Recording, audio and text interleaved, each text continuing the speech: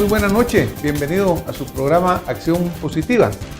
Mantenemos ese principio en medio de tanto reto y tanta enfrentamiento que vivimos aquí en Guatemala para lograr superar las situaciones que nos toca vivir desafortunadamente como sociedad, en la cual, a pesar de todos los esfuerzos, a pesar de todos los deseos, a pesar de tener un maravilloso país que muchos quisieran tener lo que nosotros tenemos, pues a veces la bandera de la desesperanza como que es la que más alto se visualiza. Hoy mi invitado es el licenciado Manfredo Marroquín. Él es politólogo, presidente de la Junta Directiva de Acción Ciudadana. Bienvenido, licenciado. Doctor Arredondo, un gran gusto y placer estar aquí compartiendo contigo este programa. Como tú bien lo señalas en la introducción, pues en un país que vive muchas crisis, casi que permanentes ya, pero que tenemos que encontrarle los caminos para enfrentar estas crisis y ojalá algún día poder superarlas. Muchas gracias, Manfredo. Pues hemos tenido ya la oportunidad de que nos acompañe acá Manfredo en este programa. Hacíamos recuento y fue hace algún tiempo, ¿verdad? Sí, ya hace buenos Pero años. hemos siempre mantenido la relación, hemos visto la labor de Acción Ciudadana permanente en defensa de los principios fundamentales de la sociedad. Manfredo, yo te hacía una pregunta antes de que entráramos a la cámara.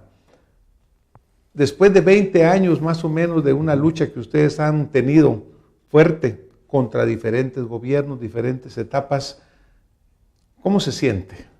¿Cómo se sienten ustedes? ¿Están animados? ¿Están desanimados? ¿Cómo visualizan? ¿Vamos para adelante? ¿Vamos para atrás?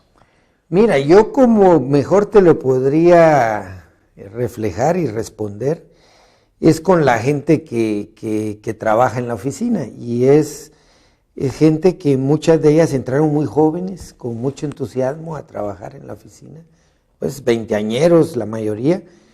Varios de los que se han quedado ya tienen casi 30 y pico, ya acercándose a los 40. Y te digo que ellos todos viven ya o tienen una visión muy fatalista de Guatemala. Aquí no importa lo que hagamos y no importa lo que hagan los malos, esto siempre va a seguir igual, porque es increíblemente cómo la capacidad de no inmutarse, de, como le decimos aquí así muy coloquialmente, el cuero que hay de muchas autoridades, de hacer las cosas mal hechas y de encima de eso de no doblegarse frente a la opinión que transmiten los medios de comunicación, programas como el tuyo. Yo creo que ahí hemos llegado ya a un divorcio absoluto y total entre las autoridades y la población. Entonces, yo creo que el gran reto es cómo vamos a resolver esa situación, porque un país donde el estado mínimo que hay, que en el caso de Guatemala es un estado débil, pequeño, que no hace clic con su población, porque no responde a sus expectativas, a sus demandas, a sus necesidades, es un país que no tiene futuro, no puede avanzar, porque el Estado se supone que expresa la organización de esa sociedad y los objetivos que se impone esa sociedad para alcanzarlos algún día. Pero Guatemala no tiene ahorita como no tiene esa unión de Estado, ciudadanos, pues cada quien está caminando por su rumbo, ¿verdad? Y ese es un laberinto en el que vivimos que nos está destruyendo como sociedad. Y lo peor, Manfredo, es de que pareciera que siempre vamos para atrás. Recientemente pues oímos un comentario tuyo en este índice de desarrollo democrático, que vamos a poner la imagen en la pantalla para que la gente lo pueda ver. Pero en el índice de desarrollo democrático, tú lo puedes explicar un poco mejor que yo, pero realmente se miden varios parámetros que incluyen, digamos, desde cómo estamos trabajando en la parte institucional, en la parte de libertad de expresión, en la parte de solucionar problemas como la pobreza. Y resulta que Guatemala tiene los peores resultados en la historia de ese índice desde que se empezó a tomar en el 2002. Así es. Cuéntanos un poquito tu análisis de los hallazgos en ese índice de desarrollo democrático que por Guatemala como que no ha pasado. Sí, bueno, es sorprendente porque hasta las mismas, yo invito a todos los ciudadanos interesados que lo lean. Es un informe grande, como de 300 páginas, que hace anualmente un grupo de investigadores que está radicado en Argentina, en Buenos Aires, y que es auspiciado por la Fundación Alemana Konrad Adenauer. Y ellos mismos dicen en su introducción que el promedio latinoamericano bajó de 6, la escala es de 0 a 10. 10 es muy bien, 0 es muy mal. Toda América Latina bajó en gran parte por la mala nota que tienen ciertos países, como Guatemala, que es el país pues, de último lugar, que no llega ni a un punto, estamos en 0.8. Y las 4 áreas que ellos analizan son el área que llaman democracia institucional, que tiene que ver con el desempeño de las instituciones, el área, digamos, social, económico-social, el área de la eficiencia económica y el área de los derechos ciudadanos, digamos, lo que ellos llaman la democracia de los ciudadanos. Y en las 4 áreas, Guatemala es el peor en todos. Tenemos un pésimo, y ahí sí estamos, como tú bien decías, para atrás. En el área, por ejemplo, de lo que es social y economía, tenemos un déficit de cobertura en salud, en educación muy grande para atender las necesidades. Y no, en lugar de acercarnos a los promedios de inversión en salud y en educación latinoamericanos respecto al PIB, nos estamos alejando.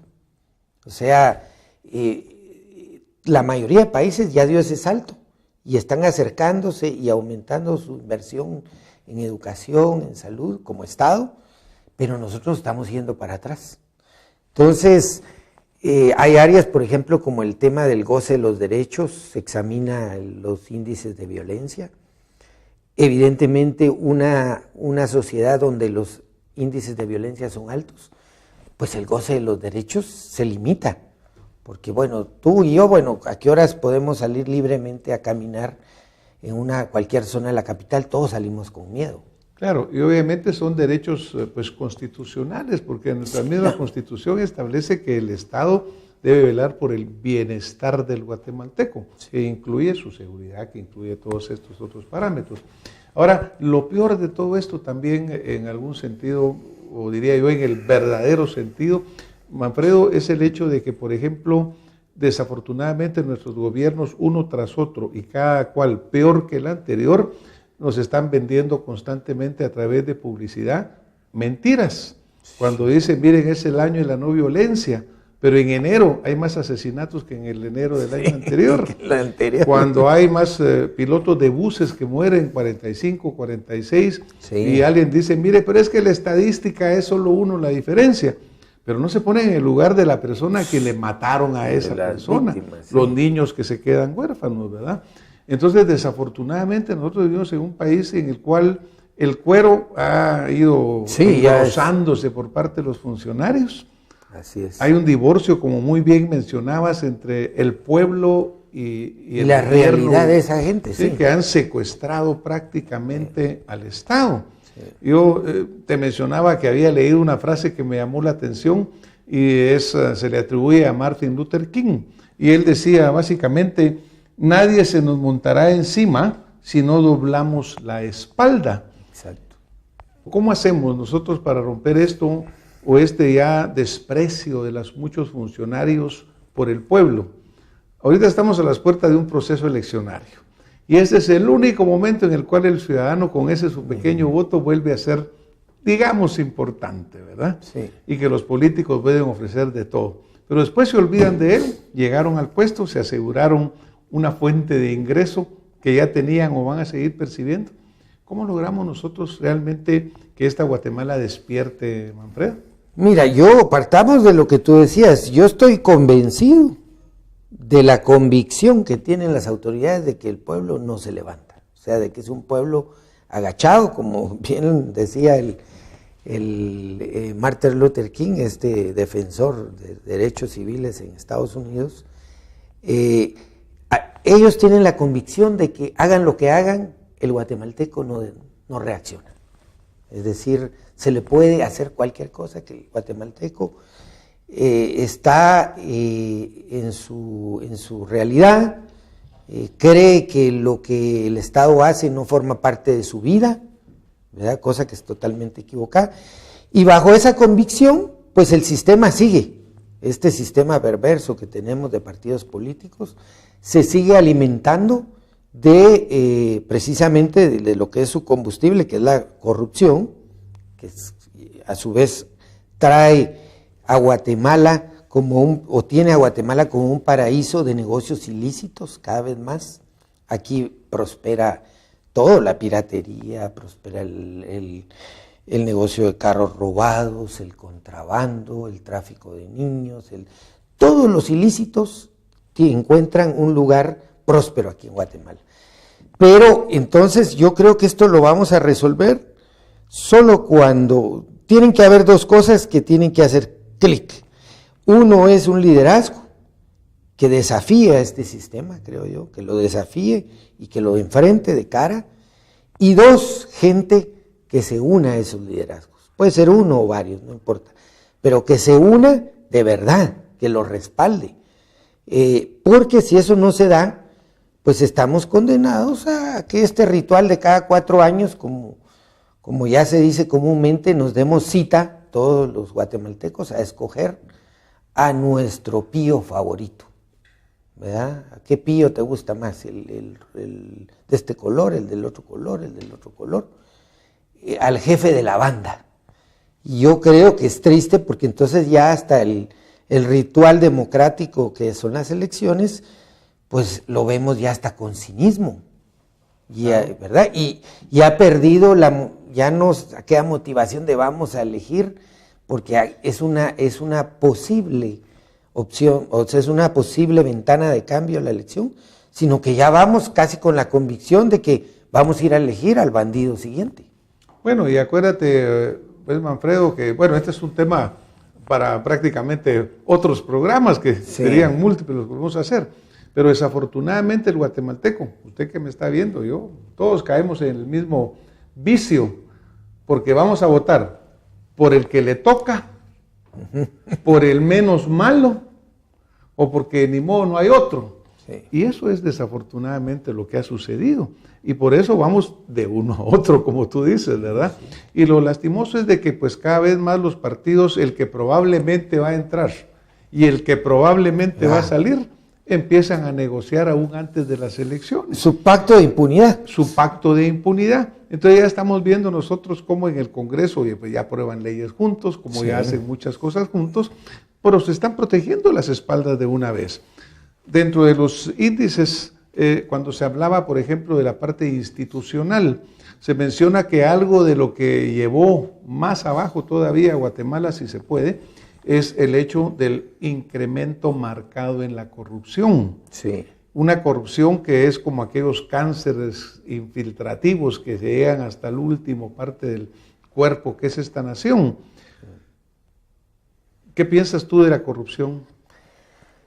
Mira, yo creo que desafortunadamente la corrupción, de ser un mal, pasó a ser, como tú bien lo defines, un cáncer que ya está amenazando la vida de la sociedad misma de Guatemala, porque ya es una corrupción generalizada, no es aquella corrupción nada más como la veíamos todavía en los años 80, principios de los 90, que era una corrupción administrativa y a ciertos niveles, ¿verdad? Era una corrupción que se hacía en altos niveles y sobre todo de orden administrativa. Ahora la corrupción ya agarró todo, o sea, agarró las cortes, agarró todas las instituciones del Estado, el Congreso, las alcaldías. Entonces ya la motivación de llegar a un puesto es precisamente para tener una oportunidad de enriquecimiento ilícito. Y que la gran tragedia es que sí hemos venido a pura presión se han aprobado legislación necesaria para combatir esos delitos, pero las instituciones no le dan vida a las leyes. Entonces las leyes están ahí como en un cementerio porque las instituciones simplemente no las aplican. No las pues usan. Es que a los que tienen que aprobarlas no les interesa. Precisamente, porque ya son los afectados. Exactamente. ¿Verdad? Entonces dice, pues ellos están cuidando sus intereses más que cuidando los intereses del pueblo. Pero de la corrupción, por ejemplo, se menciona muchas veces, algunas gentes dicen, mire, pero si es que el guatemalteco no percibe la corrupción como un problema, porque mire, lo más importante es la falta de empleo, puede ser la situación económica en general, la seguridad.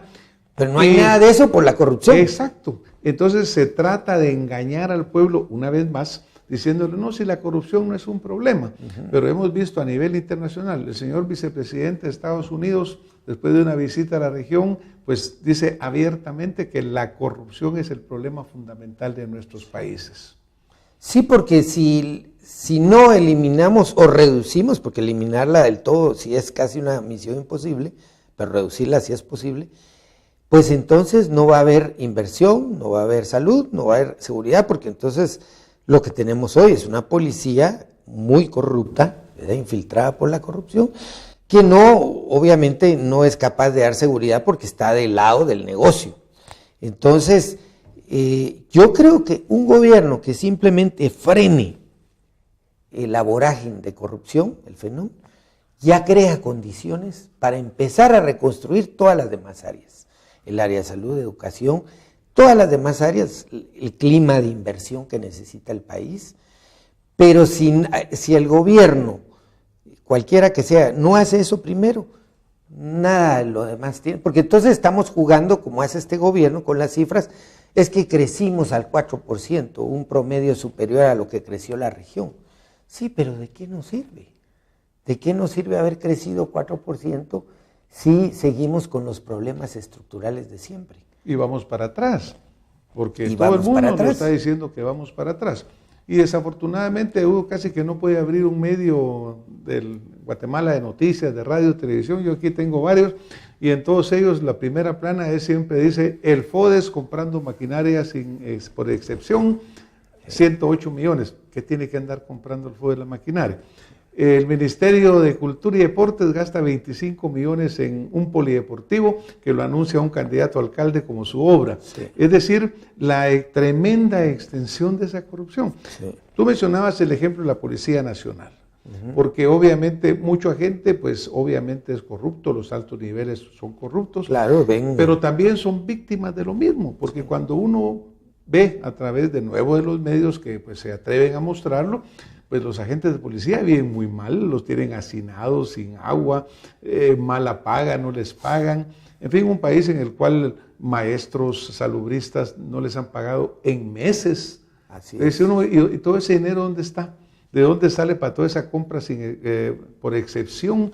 Que siendo, te das cuenta, 1.900 millones o algo así, se han venido comprando por excepción. Sí, mira, y yo recuerdo muy bien haber dado unas pláticas ahí en la escuela de policía, en la zona 6, y fue pues como darte cuando no ves una ventana, ¿verdad? Que está tan transparente que no la ves y te topas con ella y regresa, me invitaban a dar pláticas sobre este tema de corrupción en la policía, a los que se iban a graduar de policía, y realmente los policías cuando uno habla de eso se le quedan viendo como quien dice, ¿este está hablando en serio o qué?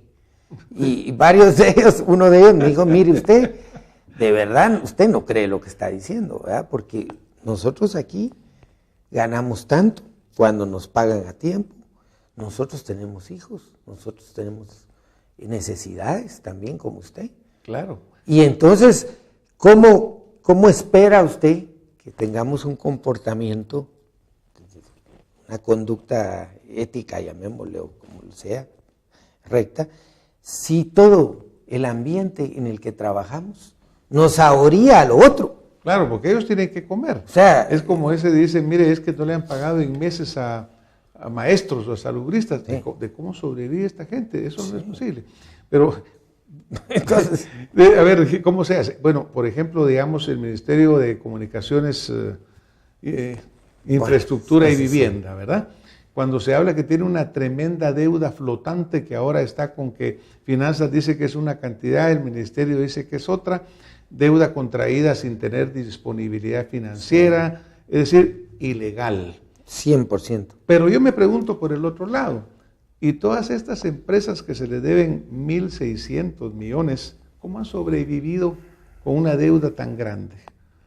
¿Por dónde entra ahí la corrupción en el sentido de que si a mí me deben 1.000 millones, digo yo, pues ya no tengo ni para trabajar, pues, ¿no? Bueno, ahí se hace esto? Ahí hay de todo tipo. Yo creo que hay empresas que efectivamente el Estado les adeuda, pero como ellos saben que posiblemente el contrato fue de 1.000, pero que invirtieron 200, es decir, que la ganancia es exorbitante, yo creo que no son, y son posiblemente en el caso de empresas grandes, no amenace con quebrarlas.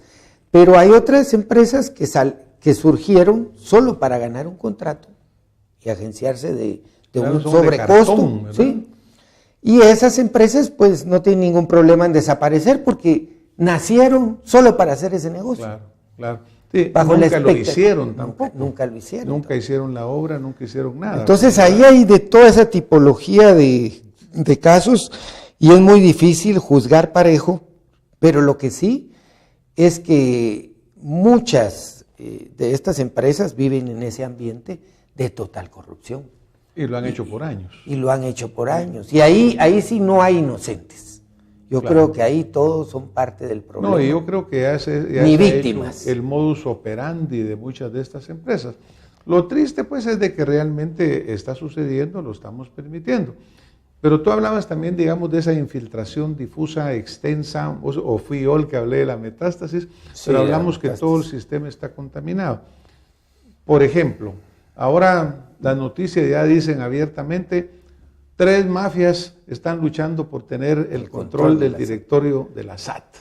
Yo diría por seguir con el control de la SAT. Por seguir. Porque ese ya lo tiene. Claro. Pero antes por lo menos no se hacía abiertamente. Ahora como que simplemente aceptamos que eso está sucediendo. Sí. Si es elecciones del colegio de esto, las facciones que están luchando. Si es el contralor, mira todo lo que pasó con el contralor. Entonces, ¿en dónde paramos todo esto, Manfredo?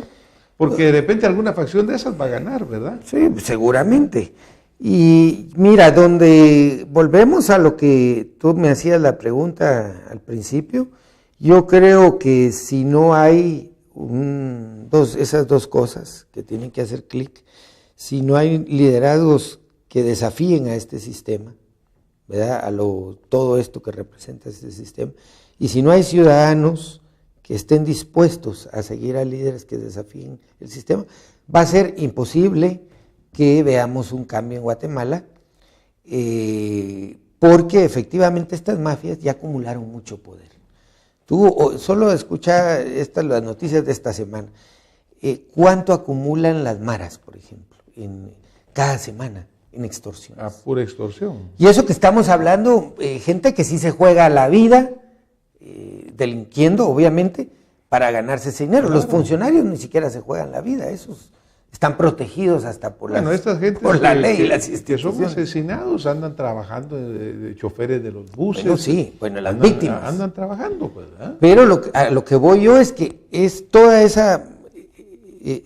esas mafias, sean del Estado o fuera del Estado, y que crecen al amparo de la inoperancia del Estado, de sus funciones constitucionales, tienen mucho dinero, ¿verdad? Y son muy poderosas. Entonces tienen capacidad de ahogar cualquier iniciativa de cambio. Entonces yo creo que ahí la gente, si no está clara que esta pelea va a ser muy grande, y ojalá algún día la empecemos, Guatemala, hay casos en el mundo de países que se han perdido. Y cuando hablamos, conversarnos contigo al inicio, mucha gente dice, ya tocamos fondo. No hay fondo. O sea, el hoyo es infinito, es como esos agujeros negros que llaman del espacio, son infinitos. O sea, cuando algo va mal, siempre puede ir peor. Y lo más seguro es que vaya peor. Sí, o sea, ya tocamos fondo, no, hay peor todavía, ¿verdad? Hay peor todavía. Hablábamos, por ejemplo, del caso de Simón Bolívar, que se le atribuye aquella frase tan histórica de he arado en el mar, ¿verdad? Ajá. Pues hablando del país de Simón Bolívar. Para completar eso, Simón Bolívar también decía, he construido repúblicas sin republicanos, claro. O sea, sin ciudadanos. Bueno, me recuerdo que Garibaldi, cuando logran derrotar a los austríacos y unen Italia de nuevo, sí, dice una frase que a mí me gusta mucho también, cuando dice, bueno, ahora ya tenemos Italia, ahora tengamos italianos. Exacto, bueno, es el mismo. Lo mismo, solo que dicho de una forma diferente, porque obviamente el reto que tenemos los guatemaltecos es recobrar este país, Manfredo. Y para recobrarlo hay que ser guatemaltecos, ciudadanos pues, claro. No es, tenemos un país, pero no hemos logrado hacer de ese país lo que queremos y lo que necesitamos para desarrollarnos. El hecho de que sigamos en una crisis total, ¿verdad? Con el tema de, ya estamos bien comprometidos con nuestro futuro al tener el 50% de niños con desnutrición crónica. Ahí ya estás comprometiendo el futuro, ya, de la mitad de la población. La tremenda desigualdad ya desde el principio. Sí, la gente sigue, la gente que puede ahorrar, la primera opción es irse a Estados Unidos, porque está convencida que aquí es imposible agenciarse de un futuro. Entonces, si uno no ve esas cosas que están a la vista de todos y que nos choca todos los días, y que las autoridades obviamente no ven, ¿verdad? No tienen lentes para ver esas cosas, yo creo que tenemos que llegar a ese nivel de convencimiento que si no hacemos ciudadanos, si no somos ciudadanos, si no nos convertimos en ciudadanos, pues no vamos a tener país. Pues tenemos algo que se llama Guatemala, sí. Es y ahí sobrevivimos todos, ¿verdad? Sí. Ahí estamos en una constante frustración. ¿Qué es lo que dijo Simón Bolívar? ¿Verdad? Hice repúblicas sin republicanos. Claro. Así estamos en Guatemala. Tenemos una Guatemala, pero nos falta ser ciudadanos. Manfredo, el tiempo se nos fue, pero te agradecemos la plática que hemos tenido hoy. Obviamente tendremos muchas más conversaciones contigo, pero pues yo sí quisiera, por un lado, agradecerte en nombre de nuestra audiencia esa lucha que ustedes mantienen y estimularte, aunque pues sé que es dura, cuesta arriba, se anima a seguir adelante, porque son ustedes las instituciones que realmente ponen la bandera, la levantan y están señalando esta corrupción que nos está asfixiando. Y ojalá que nosotros como ciudadanos pues también estemos a la altura, respondamos, luchemos por Guatemala, seamos buenos ciudadanos, no demos por perdido, todavía hay oportunidad, todavía hay tiempo. Muchas gracias por habernos acompañado esta noche y nos vemos la próxima semana con más acción positiva. Muchas gracias, Manfredo. Gracias, doctor.